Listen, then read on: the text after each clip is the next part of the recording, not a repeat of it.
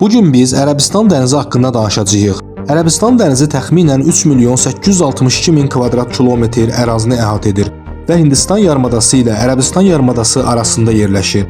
O qərbdən Afrika, şimal-qərbdən Ərəbistan yarımadası, şərqdən Hindistan yarımadası və cənubdan Hind okeanı ilə əhatə olunmuşdur. Ərəbistan dənizinin sahilində yerləşən ölkələr bunlardır: Somali, Yəmən, Oman, Pakistan, Hindistan və Maldiv adaları. Ərəbistan dənizi öz coğrafi bağlantılarına görə çox mühümdür. O şimaldan Oman körfəzi və Hörmüz boğazı vasitəsilə İran körfəzinə birləşir, qərbdən isə Ədən körfəzi və Bab-əl-Məndəb boğazı vasitəsilə Qırmızı dənizlə əlaqələnir. Hindistan sahili boyunca isə Kambey və Kaç körfəzləri onun əsas körfəzidir. Qədim dövrlərdə, xüsusilə Roma imperiyası dövründə Ərəbistan dənizinə Eriteriya dənizi adını vermişdilər. Sonda bir sual: Ərəbistan dənizində Yəmənə aid hansı adalar yerləşir?